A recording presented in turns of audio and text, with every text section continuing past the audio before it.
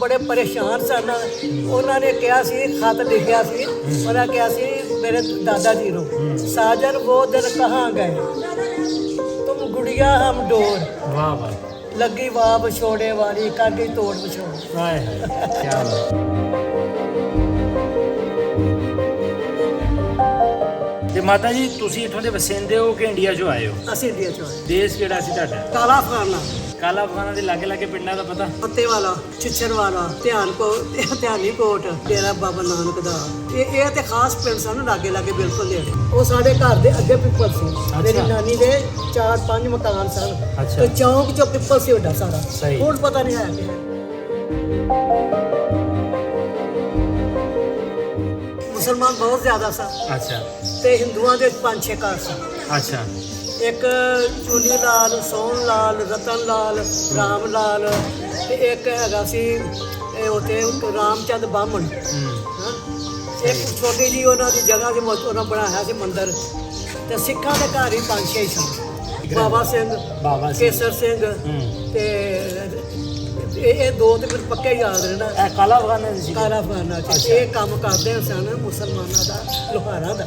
ਅੱਛਾ। ਜਿਹੜੇ 4-5 ਘਰ ਸਨ ਉਹਨਾਂ ਕੋਲ ਜਾ ਕੇ ਬਹਿਣਾ ਖਲੋਣਾ, ਸਲਾਹ ਮਸ਼ਵਰੇ ਵੱਡਿਆਂ ਨੇ, ਘਰ ਦੇ ਬੰਦਿਆਂ ਨੇ ਬੈਠ ਕੇ ਜਾ ਕੇ ਵਿਹਲਿਆ ਹੋਣਾ ਤੇ ਉਹ ਜਾ ਕੇ ਉਹਦੇ ਕੋਲ ਬਹਿ ਜਾ, ਨੱਥੇ ਮਲ ਕੋਲ ਬਹਿ ਜਾ। ਨੱਥੇ ਮਲ ਕੋਲ ਬਹਿ ਜਾ। ਨਾਲ ਉਦੋਂ ਫਿਰ ਇਹ ਸੀ ਨਾ, ਉਦੋਂ ਤੇ ਭੈਣ ਭਰਾ ਸਨ ਨਾ ਸਾਰੇ।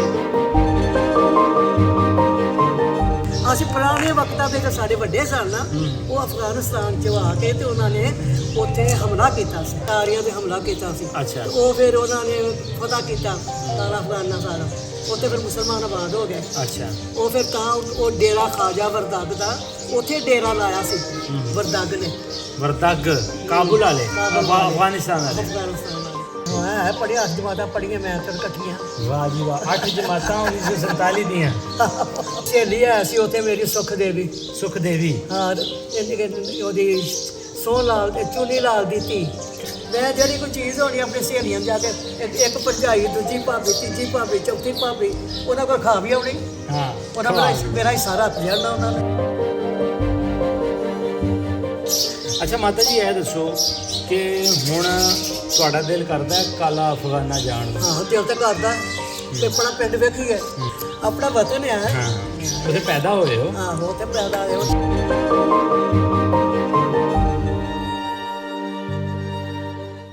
ਪੰਜਾਬੀ ਲਹਿਰ ਵੇਖ ਰਹੇ ਸਾਰਿਆਂ ਹੀ ਸਰੋਤਿਆਂ ਨੂੰ ਬਹੁਤ ਸਾਰਾ ਸਲਾਮ ਤੇ ਪਿਆਰ ਭਰੀ ਸਤਿ ਸ਼੍ਰੀ ਅਕਾਲ ਜੀ। ਆ ਪਿੰਡ ਆਏ ਆ ਜੀ ਜਾਮ ਕੇ ਆਦਮ ਕੇ ਚੀਮਾ, ਜ਼ਿਲ੍ਹਾ ਸਿਆਲਕੋਟ, ਤਹਿਸੀਲ ਡਸਕਾ। ਤੇ ਮਾਤਾ ਜੀ ਸਾਡੇ ਨਾਲ ਨੇ ਤੇ ਮਾਤਾ ਜੀ ਨਾਲ ਆਓ ਗੱਲਬਾਤ ਦੀ ਸਾਂਝ ਲਾਉਂਦੇ ਆ। ਮਾਤਾ ਜੀ ਸਤਿ ਸ਼੍ਰੀ ਅਕਾਲ, ਕੀ ਹਾਲ ਚਾਲ ਹੈ? ਅਸਲਾਮ ਵਾਲੇਕੁਮ। ਵਾਹ, ਮੈਨੂੰ ਪਤਾ ਸਤਿ ਸ੍ਰੀ ਅਕਾਲ ਕਿਹਨੂੰ ਕਹਿੰਦੇ ਨੇ। ਅੱਛਾ। ਨਮਸਤੇ ਕਿਹਨੂੰ ਕਹਿੰਦੇ ਨੇ। ਨਾਂ ਕੀ ਹੈ ਤੁਹਾਡਾ? ਅਮੀਨ ਅਖਤਰ। ਅਮੀਨ ਅਖਤਰ। ਤੁਹਾਡੇ ਵਾਲਦ ਸਾਹਿਬ ਦਾ ਕੀ ਨਾਂ ਹੈ? ਅਸਲਮ ਖਾਨ। ਅਸਲਮ ਖਾਨ। ਦਾਦਾ ਜੀ ਦਾ ਨਾਮ ਚੇਤੇ ਹੈ? ਇਸਮਾਈਲ ਖਾਨ। ਇਸਮਾਈਲ ਖਾਨ। ਤੇ ਮਾਤਾ ਜੀ ਅੱਗੇ ਵੀ ਯਾਦ ਹੈ? ਅੱਗੇ ਵੀ ਯਾਦ ਹੈ? ਉਦੋਂ ਅੱਗੇ ਵੀ ਯਾਦ ਆ। ਅੱਛਾ, ਥੋੜਾ ਲਾਗੇ ਆ ਜਾ ਵੀਰੇ। ਇਸਮਾਈਲ ਖਾਨ ਦਾ ਜਿਹੜਾ ਬਾਪ ਸੀ ਉਹਦਾ ਨਾਂ ਸੀ ਬੂੜੇ ਖਾਨ। ਬੂੜੇ ਖਾਨ। ਅੱਛਾ। ਤੇ ਮਾਤਾ ਜੀ ਤੁਸੀਂ ਇੱਥੋਂ ਦੇ ਵਸਿੰਦੇ ਹੋ ਕਿ ਇੰਡੀਆ 'ਚੋਂ ਆਏ ਹੋ? ਅਸੀਂ ਇੰਡੀਆ 'ਚੋਂ ਆਏ। ਇੰਡੀਆ 'ਚ ਆਏ ਹੋ। ਕਿਹੜਾ ਵਤਨ ਸੀ, ਦੇਸ਼ ਕਿਹੜਾ ਸੀ ਤੁਹਾਡਾ? ਆਦਮ ਡਸਕਾ, ਕਾਲਾ ਅਫਗਾਨਾ। ਕਾਲਾ ਅਫਗਾਨਾ। ਕਾਲਾ ਅਫਗਾਨਾ ਦੇ ਲਾਗੇ ਲਾਗੇ ਪਿੰਡਾਂ ਦਾ ਪਤਾ? ਹਾਂ। ਦੱਸੋ। ਫੱਤੇ ਵਾਲਾ, ਛਿੱਛਰ ਵਾਲਾ, ਧਿਆਨੀ ਕੋਟ। ਅੱਛਾ। ਫਿਰ ਅੱਲਾ ਤਾਰਾ ਭਰਾ ਕਰੇ ਕੀ ਉਹਨਾਂ ਦੇ ਡੇਰਾ ਬਾਬਾ ਨਾਨਕ ਦਾ। ਅੱਛਾ। ਇਹ ਪਿੰਡ ਸਨ ਲਾਗੇ। ਹੋਰ ਵੀ ਪਿੰਡ ਹੈ ਸਨ। ਇਹ ਤੇ ਖਾਸ ਪਿੰਡ ਸਨ ਲਾਗੇ ਲਾਗੇ ਬਿਲਕੁਲ ਨੇੜੇ। ਅੱਛਾ। ਅੱਛਾ ਇਹ ਦੱਸੋ ਜਿਹੜਾ ਤੁਹਾਡਾ ਸੀ ਕਿਹੜਾ ਨਾਂ ਲਿਆ ਪਿੰਡ ਤੁਹਾਡੇ ਦਾ ਨਾਂ? ਕਾਲਾ ਅਫਗਾਨਾ। ਕਾਲਾ ਅਫਗਾਨਾ। ਤੁਸੀਂ ਬੇਸਿਕਲੀ ਅਫਗਾਨਿਸਤਾਨ ਤੋਂ? ਨਹੀਂ, ਅਸੀਂ ਪੁਰਾਣੇ ਵਕਤਾਂ ਦੇ ਜੋ ਸਾਡੇ ਵੱਡੇ ਸਨ ਨਾ, ਉਹ ਅਫਗਾਨਿਸਤਾਨ 'ਚ ਆ ਕੇ ਤੇ ਉਹਨਾਂ ਨੇ ਉੱਥੇ ਹਮਲਾ ਕੀਤਾ ਸੀ। ਅੱਛਾ। ਉਦੋਂ ਸਿੱਖਾਂ ਦੇ ਤੋਬਸ। ਅੱਛਾ। ਮੁਸਲਮਾਨਾਂ ਦੀ ਇੰਨੀ ਕਦਰ ਨਹੀਂ ਸੀ ਹੈਗੀ। ਅੱਛਾ ਅੱਛਾ। ਉਹ ਫਿਰ ਉਹਨਾਂ ਨੇ ਆ ਕੇ ਤੇ ਇੱਥੇ ਇੱਕ ਹਮਲਾ ਕੀਤਾ ਸੀ। ਠੀਕ ਹੈ। ਤਤਾਰੀਆਂ ਤੇ ਹਮਲਾ ਕੀਤਾ ਸੀ। ਅੱਛਾ। ਉਹ ਫਿਰ ਉਹਨਾਂ ਨੇ ਫਤਹ ਕੀਤਾ ਕਾਲਾ ਅਫਗਾਨਾ ਸਾਰਾ। ਉੱਥੇ ਫਿਰ ਮੁਸਲਮਾਨ ਆਬਾਦ ਹੋ ਗਏ। ਅੱਛਾ। ਉਹ ਫਿਰ ਤਾਂ ਉਹ ਡੇਰਾ ਖਾਜਾ ਵਰਦਗ ਦਾ ਉੱਥੇ ਡੇਰਾ ਲਾਇਆ ਸੀ ਵਰਦਗ ਨੇ। ਵਰਦਗ ਕਾਬੁਲ ਵਾਲੇ ਅਫਗਾਨਿਸਤਾਨ ਵਾਲੇ ਅਫਗਾਨਿਸਤਾਨ ਵਾਲੇ ਅੱਛਾ। ਅਸੀਂ ਉਹਨਾਂ ਦੀ ਔਲਾਦ ਆ ਅੱਛਾ ਤੁਸੀਂ ਵਰਦਗ ਹੋ ਵਰਦਾਗੇ ਹਾਂ ਅਸੀਂ। ਠੀਕ ਹੋ ਗਿਆ ਅੱਛਾ ਮਾਤਾ ਜੀ ਕਾਲਾ ਅਫਗਾਨਾਂ ਦੇ ਵਿੱਚ ਕਿਹੜੇ ਕਿਹੜੇ ਲੋਕ ਜ਼ਿਆਦਾ ਰਹਿੰਦੇ ਸੀ ਹਿੰਦੂ ਸਿੱਖ ਮੁਸਲਮਾਨ ਮੁਸਲਮਾਨ ਬਹੁਤ ਜ਼ਿਆਦਾ ਸਨ ਅੱਛਾ ਤੇ ਹਿੰਦੂਆਂ ਦੇ 5-6 ਘਰ ਸਨ ਅੱਛਾ ਇੱਕ ਚੂਨੀ ਲਾਲ ਸੋਹਣ ਲਾਲ ਰਤਨ ਲਾਲ ਰਾਮ ਲਾਲ ਤੇ ਇੱਕ ਹੈਗਾ ਸੀ ਇਹ ਉੱਥੇ ਰਾਮਚੰਦ ਬਾਹਮਣ ਹਾਂ ਇੱਕ ਛੋਟੀ ਜੀ ਉਹਨਾਂ ਦੀ ਜਗ੍ਹਾ ਦੀ ਉਹਨਾਂ ਬਣਾਇਆ ਸੀ ਮੰਦਿਰ ਉੱਥੇ ਉਹ ਬਹਿ ਕੇ ਆਪਣੀ ਇਬਾਦਤ ਕਰਦੇ ਹੁੰਦੇ ਸਨ ਬਾਜ਼ਾਰ ਦੇ ਵਿੱਚ ਅੱਛਾ ਤੇ ਸਿੱਖਾਂ ਦੇ ਘਰ ਹੀ 5-6 ਹੀ ਸਨ ਉਮਰ ਤੁਹਾਡੀ ਕਿੰਨੀ ਹੈ ਗੱਲਾਂ ਤੁਹਾਨੂੰ ਬਹੁਤੀਆਂ ਯਾਰ ਲੱਗਦੇ ਤੁਸੀਂ ਜਵਾਨ ਹੋ ਇਮਾਨ ਕਿੱਥੇ ਮੈਂ ਤੇ ਹਾਰ ਦੀ ਪਈ ਮੇਰੇ ਤੇ ਸਾਰੀਆਂ ਵੇਨਾਂ ਬੰਦ ਨੇ ਅੱਛਾ ਹੁਣ ਤਾਂ ਫੈਕਟਰੀ ਬਣਵਾ ਕੇ ਆਈਆਂ ਲਾਉਣ ਅੱਛਾ ਉਹ ਉਮਰ ਕਿੰਨੀ ਵੈਸੇ ਤੁਹਾਡੀ ਹੁਣ ਹਾਂ ਤੇ ਅਸੀਂ 82 ਹੋਏ ਸੀ ਜਦੋਂ ਤੇਰੀ ਉਮਰ ਆ ਥੋੜੀ ਜਿਹੀ ਤੇਰੀ ਆ ਅੱਛਾ ਜਦੋਂ ਵੰਡ ਹੋਈ ਹੈ ਕੋਈ 10-12 ਸਾਲਾਂ ਦੇ ਹੈ ਸੀ ਹਾਂ ਜੀ ਹੈ ਸਰ ਅੱਛਾ ਵਿਆਹ ਤੇ ਨਹੀਂ ਹੋਇਆ ਸੀ ਉਦੋਂ ਹੈ ਵਿਆਹ ਤੇ ਨਹੀਂ ਹੋਇਆ ਸੀ ਉਦੋਂ ਨਹੀਂ ਸ਼ਾਦੀ ਨਹੀਂ ਅੱਛਾ ਸ਼ਾਦੀ ਇੱਥੇ ਹੋ ਗਈ ਉਦੋਂ ਤੇ ਬੱਚੇ ਸਾਂ ਜਦੋਂ ਆਏ ਆ ਉੱਥੋਂ ਅੱਛਾ ਹਾਂ। ਤੇ ਫਿਰ ਕੋਈ ਸਹੇਲੀਆਂ ਸਹੂਲੀਆਂ ਦੇ ਨਾਂ ਦੱਸੋ ਸਹੇਲੀ ਹੈ ਸੀ ਉੱਥੇ ਮੇਰੀ ਸੁਖ ਦੇਵੀ ਸੁਖ ਦੇਵੀ ਹਾਂ ਉਹਦੀ ਸੋਹਣ ਲਾਲ ਚੂਨੀ ਲਾਲ ਦੀ ਧੀ ਚੁੰਨੀ ਲਾਲ ਦੀ ਧੀ ਸੁਖ ਦੇਵੀ ਸੁਖ ਦੇਵੀ ਹਾਂ ਸੁਖ ਦੇਵੀ ਤੁਹਾਡੀ ਦੋਸਤ ਸੀ ਨਾਲ ਰਹਿੰਦੇ ਸੀ ਮੇਰੇ ਜਾਂ ਨਾਲ ਪੜ੍ਹਦੇ? ਪੜ੍ਹਦੀ ਹੁੰਦੀ ਸੀ ਅੱਛਾ ਤੁਸੀਂ ਪੜ੍ਹਦੇ ਵੀ ਰਹੇ ਹੋ ਉੱਥੇ? ਹਾਂ ਹੈ ਪੜ੍ਹਿਆ 8 ਜਮਾਤਾਂ ਪੜ੍ਹੀਆਂ ਮੈਂ ਤੇ ਇਕੱਠੀਆਂ ਵਾਹ ਜੀ ਵਾਹ 8 ਜਮਾਤਾਂ 1947 ਦੀਆਂ ਤੁਸੀਂ ਪੁਰਾਣੀਆਂ ਕਿਤਾਬਾਂ ਮਿਲੋਜਾ ਵੀ ਆਉਂਦੇ ਸਨ ਹੁਣ ਭੁੱਲ ਗਈਆਂ ਨੇ ਅੱਛਾ ਤੁਸੀਂ ਇੱਕ ਸ਼ੇਰ ਅੱਗੇ ਪੜਿਆ ਅੰਦਰ ਬੜਾ ਜ਼ਬਰਦਸਤ ਮੈਨੂੰ ਭੁੱਲ ਗਿਆ ਤੁਸੀਂ ਸ਼ੇਰ ਪੜਿਆ ਵੰਡ ਦੇ ਹਵਾਲੇ ਦੇ ਨਾਲ ਉਜੜਨੇ ਦੇ ਹਵਾਲੇ ਦੇ ਨਾਲ ਨਹੀਂ ਉਹ ਕਿਹਾ ਸੀ ਜਦੋਂ ਅਸੀਂ ਆਏ ਆ ਨਾ ਹਾਂ। ਤੇ ਉਹ ਬੜੇ ਜਿਹੜੇ ਅਸੀਂ ਹਿੰਦੂ ਸਨ ਨਾ ਹਾਂ। ਉਹਨਾਂ ਭੈਣਾਂ ਭਰਾਵਾਂ ਵਾਲੀ ਗੱਲ ਸੀ ਅੱਛਾ। ਤੇ ਉਹ ਬੜੇ ਪਰੇਸ਼ਾਨ ਸਨ ਉਹਨਾਂ ਨੇ ਕਿਹਾ ਸੀ ਖਤ ਲਿਖਿਆ ਸੀ ਉਹਨਾਂ ਕਿਹਾ ਸੀ ਮੇਰੇ ਦਾਦਾ ਜੀ ਨੂੰ ਸਾਜਨ ਉਹ ਦਿਨ ਕਹਾਂ ਗਏ ਤੁਮ ਗੁੜੀਆ ਹਮ ਡੋਰ ਵਾਹ ਵਾਹ ਲੱਗੀ ਵਾਹ ਵਿਛੋੜੇ ਵਾਲੀ ਕਰ ਗਈ ਤੋੜ ਵਿਛੋੜ ਹਾਏ ਹਾਏ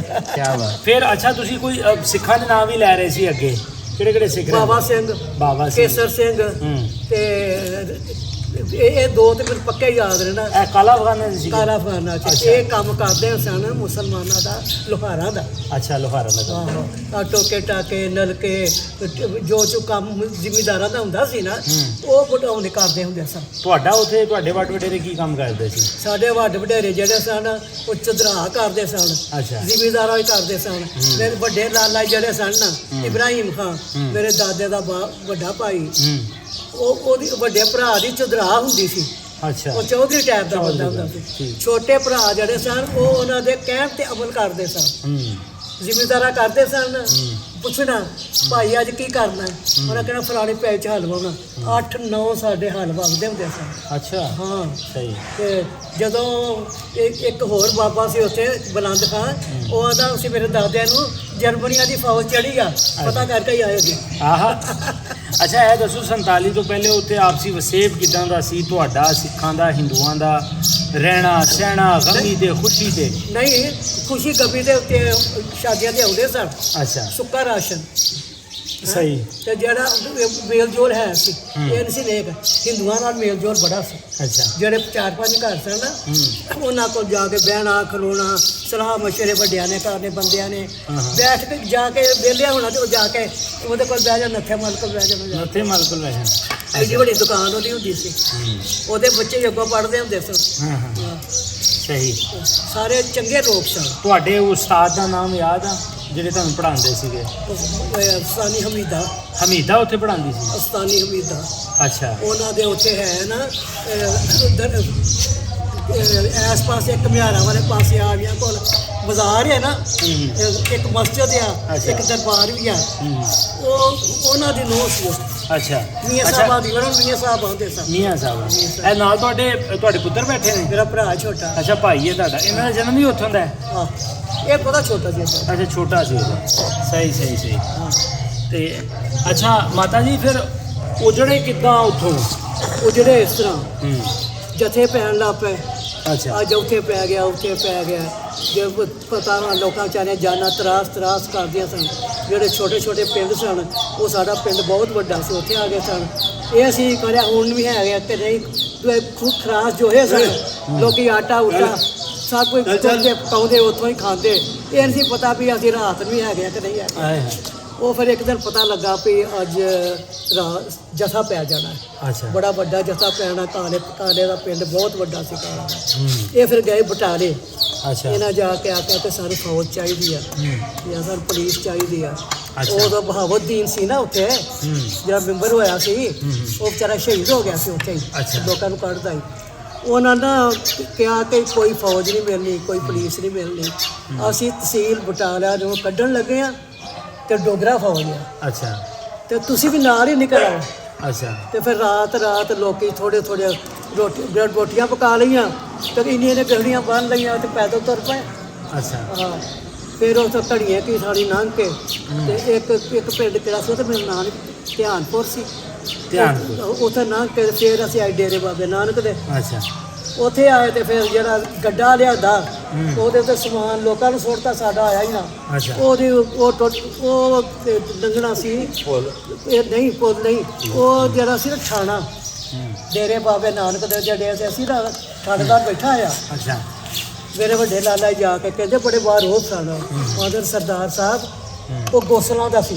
ਅੱਛਾ ਸਰਦਾਰ ਸਾਹਿਬ ਅਗਰ ਇਜਾਜ਼ਤ ਹੋਵੇ ਤੇ ਗੱਡਾ ਥਾਣੇ ਦੇ ਵਿੱਚੋਂ ਦੀ ਲਗਾ ਲਈਏ। ਅੱਛਾ ਉਹਨੇ ਕਈ ਲਗਾ ਲਾ ਉਹਨੇ ਇਜਾਜ਼ਤ ਦੇ ਦਿੱਤੀ। ਅੱਛਾ ਉੱਥੋਂ ਦੀ ਲੰਘ ਗਿਆ। ਬਾਕੀ ਜੋ ਅਸਲ ਅਸਲ ਕਿਸੇ ਕੋਲ ਸੋਟੀ ਵੀ ਸੀ, ਵਰਸ਼ੀ ਸੀ, ਟਕੂਆ ਸੀ, ਕੁਹਾੜੀ ਸੀ, ਸਭ ਬੜਾ ਸਟਾ ਲਿਆ ਸੀ। ਅੱਛਾ ਢੇਰ ਲਾਤਾ ਦਲ ਗਾ ਛੱਤ। ਫਿਰ ਡੇਰੇ ਬਾਬੇ ਨਾਨਕ ਦੇ ਅਸੀਂ ਪੁਲ ਪਾਰ ਕੀਤਾ। ਅੱਛਾ ਪੁਲ ਪਾਰ ਕਰਕੇ ਤੇ ਫਿਰ ਉੱਥੇ ਪਹੁੰਚੇ ਤੇ ਡੋਗਰਾ ਮਿਲਟਰੀ ਸੀ।